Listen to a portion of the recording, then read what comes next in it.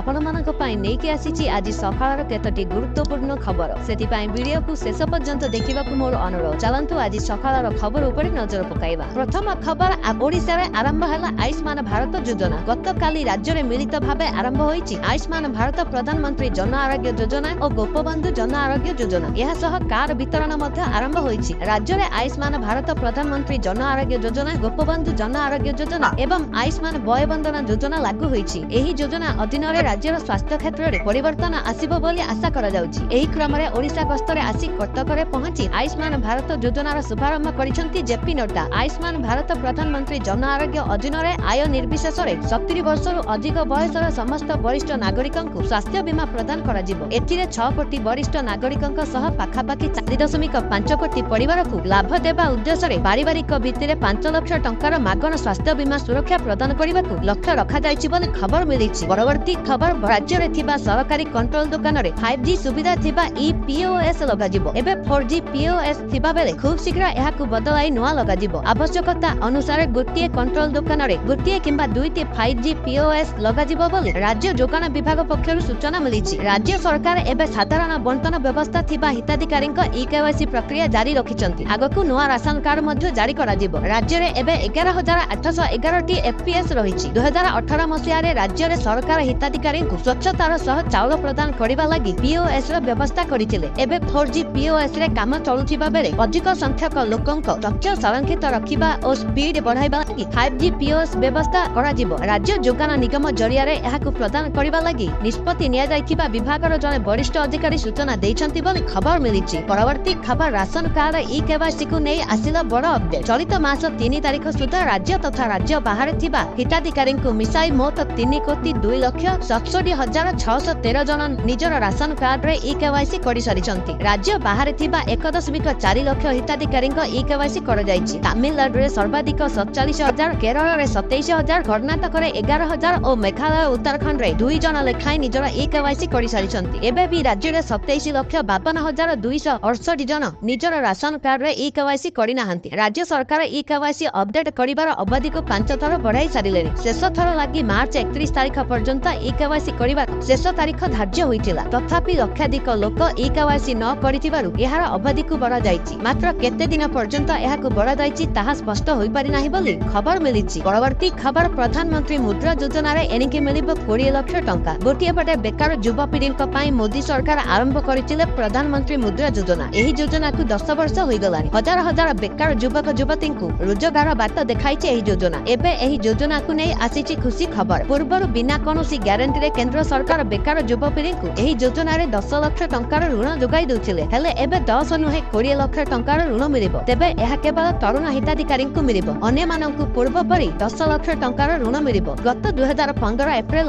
8 ତାରିଖରେ ମୁଦ୍ରା ଯୋଜନାର ଶୁଭାରମ୍ଭ କରିଥିଲେ ମୋଦି ସରକାର। ପ୍ରଥମେ 10 ଲକ୍ଷ ଟଙ୍କା ଲୋନ୍ ଦେବାକୁ ଘୋଷଣା କରିଥିଲେ। ଏହି ଯୋଜନାକୁ ଏବେ 10 ବର୍ଷ ବିତି ଯାଇଛି। ଏଣୁ ମୁଦ୍ରା ଲୋନ୍ ନିୟମରେ ବଡ଼ ପରିବର୍ତ୍ତନ କରିଛନ୍ତି ମୋଦି ସରକାର। ଏଥର ଏହି ଯୋଜନାରେ ଏକ ତରୁଣ କ୍ୟାଟେଗୋରୀ ରଖାଯାଇଛି। ଯେଉଁମାନେ ପୂର୍ବରୁ ଲୋନ୍ ନେଇ ଠିକ୍ ସମୟରେ ଫେରସ୍ତ କରିଛନ୍ତି ସେମାନଙ୍କୁ ତରୁଣ କ୍ୟାଟେଗୋରୀରେ ରଖିଛନ୍ତି ସରକାର। ଅର୍ଥାତ୍ ସେମାନଙ୍କୁ ଏଥର 20 ଲକ୍ଷ ଟଙ୍କା ପର୍ଯ୍ୟନ୍ତ ଲୋନ୍ ମିଳିପାରିବ। ତେବେ ଯେଉଁମାନେ ନୂଆ ଓ ଯୋଗ୍ୟ ହିତାଧିକାରୀ ସେମାନଙ୍କୁ 10 ଲକ୍ଷ ଟଙ୍କା ପର୍ଯ୍ୟନ୍ତ ଲୋନ୍ ଦେବେ କେନ୍ଦ୍ର ସରକାର ବୋଲି ଖବର ମିଳିଛି। ପରବର୍ତ୍ତୀ ଖବର, ଆସନ୍ତା 4 ରୁ 5 ଦିନ ଯାଏଁ ରାଜ୍ୟରେ ବିଭିନ୍ନ ଜିଲ୍ଲାରେ କାଳବୈଶାଖୀ ବର୍ଷା ହେବାର ସମ୍ଭାବନା ରହିଛି। ତେବେ ତାତିରେ କୌଣସି ପରିବର୍ତ୍ତନ ନ ହେଲେ ମଧ୍ୟ ପାଗ ସାମାନ୍ୟ ଥଣ୍ଡା ରହିବ। ଆଜି ମଧ୍ୟ ରାଜ୍ୟର 25ଟି ଜିଲ୍ଲାରେ କାଳବୈଶାଖୀର ସମ୍ଭାବନା ରହିଛି। ଉପକୂଳ ସହ ଉତ୍ତର ଓଡ଼ିଶାର କିଛି ସ୍ଥାନରେ ବର୍ଷା ସହ 40 ରୁ 50 କିଲୋମିଟର ବେଗରେ ପବନ ହେବାର ଆକଳନ କରିଛି ପାଣିପାଗ କେନ୍ଦ୍ର। ଆଜି ଓ ଆସନ୍ତାକାଲି ଉପକୂଳ ଓଡ଼ିଶାରେ କାଳବୈଶାଖୀ ପ୍ରଭାବ ରହିବ। ସୁନ୍ଦରଗଡ଼, ମୟୂରଭଞ୍ଜ, କେନ୍ଦୁଝର, ବାଲେଶ୍ୱର, ଭଦ୍ରକ, ଯାଜପୁର, କଟକ, କେନ୍ଦ୍ରାପଡ଼ା, ଜଗତସିଂହପୁର, ଖୋର୍ଦ୍ଧା, ପୁରୀ, ନୟାଗଡ଼, ଗଞ୍ଜାମ, ଗଜପତି ଜିଲ୍ଲାରେ ଆଜି ଘଡ଼ଘଡ଼ି ସହ ବର୍ଷା ହେବାର ସମ୍ଭାବନା ରହିଛି। ସେହିପରି ଆସନ୍ତାକାଲି ଉପକୂଳ ଓ ଉତ୍ତର ଓଡ଼ିଶାରେ କାଳବୈଶାଖୀ ପ୍ରବାହ ଦେଖିବାକୁ ମିଳିବ। ବିଜୁଳି ଘଡ଼ଘଡ଼ି ସହ ଝଡ଼ ବର୍ଷା ହେବାର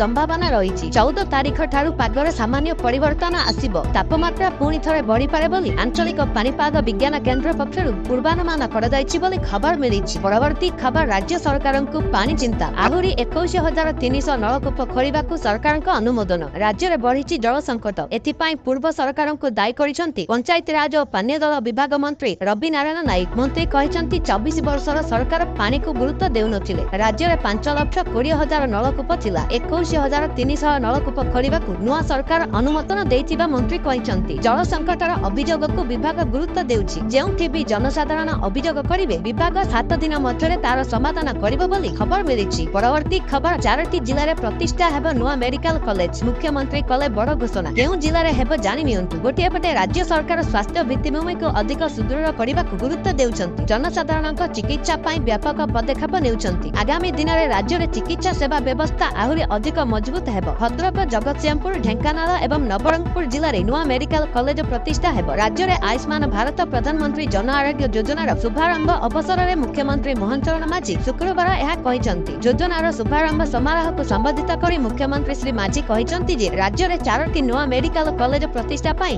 ଚଳିତ ବର୍ଷ ବଜେଟରେ ବ୍ୟୟବରାଦ ହୋଇଛି। ଖୁବ୍ ଶୀଘ୍ର ନବନିର୍ମିତ 2ଟି ମେଡିକାଲ କଲେଜର ମଧ୍ୟ ଶୁଭ ଉଦ୍ଘାଟନ କରାଯିବ। ଡାକ୍ତରଖାନାରେ ନିଯୁକ୍ତି ନେଇ ମୁଖ୍ୟମନ୍ତ୍ରୀ ଶ୍ରୀ ମାଝୀ କହିଛନ୍ତି ଯେ ଗତ 10 ମାସ ଭିତରେ ରାଜ୍ୟରେ ପର୍ଯ୍ୟାୟକ୍ରମେ ଖାଲି ଥିବା ଡାକ୍ତର, ପାରାମେଡିକାଲ ଷ୍ଟାଫ ନିଯୁକ୍ତି ଦିଆଯାଉଛି। ବିଗତ ଦିନରେ 3ଟି ପର୍ଯ୍ୟାୟରେ 4000 ଡାକ୍ତର ଏବଂ ସ୍ୱାସ୍ଥ୍ୟକର୍ମୀଙ୍କୁ ନିଯୁକ୍ତି ଦିଆଯାଇଛି। ଆଗାମୀ ଦିନରେ ଆହୁରି 5374 ଡାକ୍ତର ଓ ଦନ୍ତ ଚିକିତ୍ସକ ପଦବୀ ପୂରଣ ପାଇଁ ପ୍ରକ୍ରିୟା ଚାଲିଛି। ଖୁବ୍ ଶୀଘ୍ର ଏହି ପଦବୀ ଗୁଡ଼ିକରେ ନିଯୁକ୍ତି ଦିଆଯିବ ବୋଲି ମୁଖ୍ୟମନ୍ତ୍ରୀ କହିଛନ୍ତି ବୋଲି ଖବର ମିଳିଛି। ପରବର୍ତ୍ତୀ ଖବର ବଢ଼ିଲା ସରକାରୀ କର୍ମଚାରୀଙ୍କ ମହଙ୍ଗା ଭତ୍ତା। 2% ବଢ଼ିଲା ରାଜ୍ୟ ସରକାରୀ କର୍ମଚାରୀଙ୍କ ମହଙ୍ଗା ଭତ୍ତା। ଏନେଇ ଘୋଷଣା କରିଛନ୍ତି ମୁଖ୍ୟମନ୍ତ୍ରୀ ମୋହନ ଚରଣ ମାଝୀ। ଏହା ଫଳରେ ସରକାରୀ କର୍ମଚାରୀଙ୍କ ମହଙ୍ଗା ଭତ୍ତା 53%ରୁ 55%କୁ ବୃଦ୍ଧି ପାଇଲା। ବର୍ଦ୍ଧିତ ଭତ୍ତା 2025 ଜାନୁଆରୀ 1ରୁ ବିଛିଲା ଭାବରେ ଲାଗୁ ହେବ। ଏହି ବର୍ଦ୍ଧିତ ମହଙ୍ଗା ଭତ୍ତା ଚଳିତ ଏପ୍ରିଲ ମାସ ଦରମାରେ ନଗଦ ଆକାରରେ ମିଳିବ। ଏହା ସହିତ ପେନସନ ଭୋଗୀମାନଙ୍କ ଟିଆଇରେ ମଧ୍ୟ 2% ବୃଦ୍ଧି କରାଯାଇଛି। ସେମାନେ ମଧ୍ୟ ଅନୁରୂପ ଭାବେ ଏପ୍ରିଲ ମାସ ପେନସନରେ ଏହି ବର୍ଦ୍ଧିତ ଟିଆଇ ପାଇବେ। ଏହା ଦ୍ୱାରା ପ୍ରାୟ 8.5 ଲକ୍ଷ ସରକାରୀ କର୍ମଚାରୀ ଓ ପେନସନ ଭୋଗୀ ଉପକୃତ ହେବେ ବୋଲି ମୁଖ୍ୟମନ୍ତ୍ରୀ କହିଛନ୍ତି ବୋଲି ଖବର ମିଳିଛି। ପରବର୍ତ୍ତୀ ଖୁବ୍ ଶୀଘ୍ର ଅନ୍ତୋଦୟ ଗୃହ ଯୋଜନାରେ ହିତାଧିକାରୀଙ୍କୁ ମିଳିବ ଘର, ସମସ୍ତଙ୍କ ମୁଣ୍ଡକୁ ମିଳିବ ଛାତ। ଏହି ଲକ୍ଷ୍ୟ ନେଇ ରାଜ୍ୟ ସରକାର ଆରମ୍ଭ କରିଛନ୍ତି ଅନ୍ତୋଦୟ ଗୃହ ଯୋଜନା। ଗତ 30 ତାରିଖରେ ସରକାର 60,093 ଜଣଙ୍କୁ ଘର ଦେଇଥିଲେ। ପ୍ରଥମ ପର୍ଯ୍ୟାୟରେ ଅସହାୟ ଓ ବନ୍ୟା ବାତ୍ୟାରେ ଘର ଭାଙ୍ଗିଥିବା ବ୍ୟକ୍ତିଙ୍କୁ ୱାର୍କ ଅର୍ଡର ମିଳିଛି। ଚଳିତ ବର୍ଷ ମୋଟ 1,60,000 ହିତାଧିକାରୀଙ୍କୁ ଅନ୍ତୋଦୟ ଯୋଜନାରେ ସାମିଲ କରାଯିବ। କେହି ଜଣେ ବି ହିତାଧିକାରୀ ଏହି ଯୋଜନାରୁ ବାଦ ପଡ଼ିବେ ନାହିଁ ବୋଲି ସୂଚନା ଦେଇଛନ୍ତି ପଞ୍ଚାୟତିରାଜ ମନ୍ତ୍ରୀ ରବି ନାୟକ। ପ୍ରଥମ ପର୍ଯ୍ୟାୟରେ ଭିନ୍ନକ୍ଷମ, ଅସହାୟ ଓ ବନ୍ୟା ବାତ୍ୟା ପ୍ରଭାବିତ ୱାର୍କ ଅର୍ଡର ପାଇଛନ୍ତି। ଜିଲ୍ଲା ଓ ବ୍ଲକ ସ୍ତରରେ ୱାର୍କ ଅର୍ଡର ଦିଆଯାଇଛି। କିଛି ୱାର୍କ ଅର୍ଡର ହୋଇଛି, ଆଉ କିଛି ବାକି ରହିଛି। ଏଥିପାଇଁ ତାଲିକା ମାସକ ଭିତରେ ସଂଗ୍ରହ ପାଇଁ ବିଭାଗ ପକ୍ଷରୁ ନିର୍ଦ୍ଦେଶ ଦିଆଯିବ। 2 ମାସ ଭିତରେ ୱାର୍କ ଅର୍ଡର ଇସ୍ୟୁ ହେବ। ବିଗତ ଥର ଯେଉଁ ନିୟମରେ ଘର ଦିଆଯାଇଥିଲା ସେହି ନିୟମରେ ଦିଆଯିବ ବୋଲି ମନ୍ତ୍ରୀ କହିଛନ୍ତି ବୋଲି ଖବର ମିଳିଛି। ପରବର୍ତ୍ତୀ ଖବର ପୁଣି ଉପରମୁହାଁ ହେଲା ସୁନା ରେଟ୍। ଦିନକୁ ଦିନ ହୁ ହୁ ହେଇ ବଢୁଛି ସୁନା ଦର। 3 ଦିନରେ ମହଙ୍ଗା ହେଲାଣି 5000ରୁ ଅଧିକ ଟଙ୍କା। ଆଜି ବି ସୁନା ଦର ବୃଦ୍ଧି ପାଇଛି। 95,000 ଟଙ୍କା ଡେଇଁଛି ସୁନା। 10 ଗ୍ରାମ ପିଛା 24 କ୍ୟାରେଟ ସୁନାର ଦର 2020 ଟଙ୍କା ବୃଦ୍ଧି ପାଇ 95,400 ଟଙ୍କାରେ ପହଞ୍ଚି ସର୍ବକାଳୀନ ରେକର୍ଡ କରିଛି। 22 କ୍ୟାରେଟ ସୁନାର ମୂଲ୍ୟ 1,850 ଟଙ୍କା ବଢି 87,450 ଟଙ୍କା ହୋଇଛି। ଗତକାଲି ଭୁବନେଶ୍ୱରରେ 22 କ୍ୟାରେଟ ସୁନାର ଦର 10 ଗ୍ରାମ ପିଛା 79,600 ଟଙ୍କା ଥିଲା। 24 କ୍ୟାରେଟ ସୁନାର ମୂଲ୍ୟ 93,380 ଟଙ୍କା ରହିଥିଲା। ହେଲେ 3 ଦିନ ହେଲା ଲଗାତାର ଦାମ ବଢିବା ସହ ଲକ୍ଷେ ମୁହାଁ ହେଉଛି ଏହି ସୁନା ଦର। 24 କ୍ୟାରେଟ ସୁନା 95,000 ଟଙ୍କା ଅତିକ୍ରମ କରିଛି। ସେହିପରି ରୂପା କିଲୋ 1,08,000 ଟଙ୍କା ରହିଛି ବୋଲି ଖବର ମିଳିଛି। ପରବର୍ତ୍ତୀ ମୁଖ୍ୟମନ୍ତ୍ରୀଙ୍କ ବଡ଼ ଘୋଷଣା। ରାଜ୍ୟରେ ପୁଣି ହେବ ଉପନିର୍ବାଚନ। ରାଜ୍ୟର ପଞ୍ଚାୟତ ସ୍ତରରେ ଖାଲି ପଡ଼ିଥିବା 1,134ଟି ପଦ ପୂରଣ ପାଇଁ ଉପନିର୍ବାଚନ ନିମନ୍ତେ ପ୍ରାଥମିକ ପଦକ୍ଷେପ ରାଜ୍ୟ ନିର୍ବାଚନ କମିଶନଙ୍କ ତରଫରୁ ଆରମ୍ଭ କରାଯାଇଛି। ସେଥିମଧ୍ୟରୁ 5ଟି ଜିଲ୍ଲା ପରିଷଦ ସଭ୍ୟ, 41ଟି ପଞ୍ଚାୟତ ସମିତି ସଦସ୍ୟ, 45ଟି ସରପଞ୍ଚ, 272ଟି ୱାର୍ଡ ମେମ୍ବର ପାଇଁ ଉପନିର୍ବାଚନ ହେଉଥିବା ବେଳେ 771ଟି ୱାର୍ଡରେ ନୂତନ ଭାବେ ନିର୍ବାଚନ ଅନୁଷ୍ଠିତ ହେବ। ଗତ ତ୍ରିସ୍ତରୀୟ ପଞ୍ଚାୟତ ନିର୍ବାଚନରେ ସଂରକ୍ଷିତ ବର୍ଗ ପାଇଁ ଉଦ୍ଦିଷ୍ଟ ଥିବା 771ଟି ୱାର୍ଡରେ କୌଣସି ପ୍ରାର୍ଥୀ ନାମାଙ୍କନ ପତ୍ର ଦାଖଲ କରିନଥିବାରୁ ଉକ୍ତ ୱାର୍ଡ ଗୁଡ଼ିକରେ ନିର୍ବାଚନ ବନ୍ଦ ରହିଥିଲା। ପରବର୍ତ୍ତୀ ପର୍ଯ୍ୟାୟରେ ସମ୍ପୃକ୍ତ ଜିଲ୍ଲାପାଳଙ୍କ ସୁପାରିଶ କ୍ରମେ ଉକ୍ତ ୱାର୍ଡ ଗୁଡ଼ିକୁ ଅଣସଂରକ୍ଷିତ କରାଯିବା ପରେ ନିର୍ବାଚନ ପାଇଁ ପ୍ରକ୍ରିୟା ଆରମ୍ଭ ହୋଇଛି ବୋଲି ଖବର ମିଳିଛି। ପରବର୍ତ୍ତୀ ଖବର ସମସ୍ତ ଚାଷୀଙ୍କୁ ସୁଲଭ ମୂଲ୍ୟରେ ବିହନ ଯୋଗାଇ ଦିଆଯିବ। ଉପଯୁକ୍ତ ସମୟରେ ଚାଷୀଙ୍କ ନିକଟରେ ବିହନ ଗୁଡ଼ିକ ଉପଲବ୍ଧ କରାଯିବ। ବିଭାଗ ଦ୍ୱାରା ଚାଷୀଙ୍କ ପସନ୍ଦ ଅନୁଯାୟୀ ବିହନ ଯୋଗାଣକୁ ତ୍ୱରାନ୍ୱିତ କରାଯିବ। ଗତକାଲି କୃଷି ଏବଂ କୃଷକ ସଶକ୍ତିକରଣ ବିଭାଗ ପକ୍ଷରୁ ଲୋକସେବା ଭବନରେ ଅନୁଷ୍ଠିତ ଚାଷୀଙ୍କୁ ଖରିଫ ବିହନ ଯୋଗାଣ ସମ୍ପର୍କିତ ଏକ ବୈଠକରେ ଏହା ପ୍ରକାଶ କରିଛନ୍ତି କୃଷିମନ୍ତ୍ରୀ କେବି ସିଂହଦେଓ। ବୈଠକରେ ରାଜ୍ୟର ଚାଷୀ ଭାଇମାନଙ୍କ ନିମନ୍ତେ ଖରିଫ 2025 ପାଇଁ ବିହନ ଯୋଗାଣ